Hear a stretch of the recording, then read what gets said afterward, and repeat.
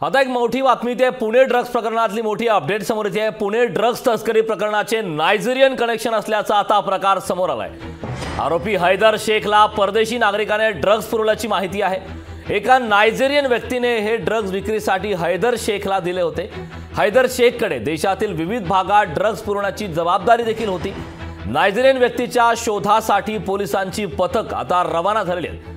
पुण्याचे पोलीस आयुक्त अमितेश कुमार यांच्या समवेत बातचीत केली आहे। आमचे पुण्याचे प्रतिनिधी चंद्रशेखर भांगे यांनी पाहूया।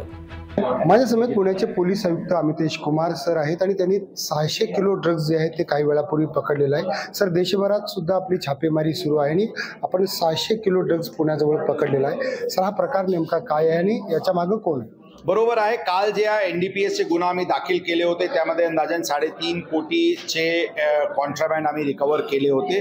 त्याचे पुढील तपासामध्ये 2 फॅक्टरीज विश्रांतवादी हद्दीत तिथे 50-55 किलोचे सुमारास आणि कुरकुबी येथे फॅक्टरी जिथे मॅन्युफॅक्चर होत होता तिथे अंदाजन 550 किलोचे कॉन्ट्राबँड असे मिळून या प्रकरणात एकूण 600 किलोपेक्षा जास्ती MD रिकवर करण्यात आलेली आहे। त्याचे मार्केट व्हॅल्यू अंदाजन 1100 कोटीचे सुमारास असतील। देशाचे वेगवेगळे भागात आमचे टीम्स प्री पोझिशन करण्यात आलेली आहे। जे काही अपवर्ड आणि डाऊनवर्ड लिंकेजेस या प्रकरणात समोर येतील त्याप्रमाणे इतर एजन्सी सोबत मिळून कारवाई करण्याची आमची नियोजन आणि तयारी आहे।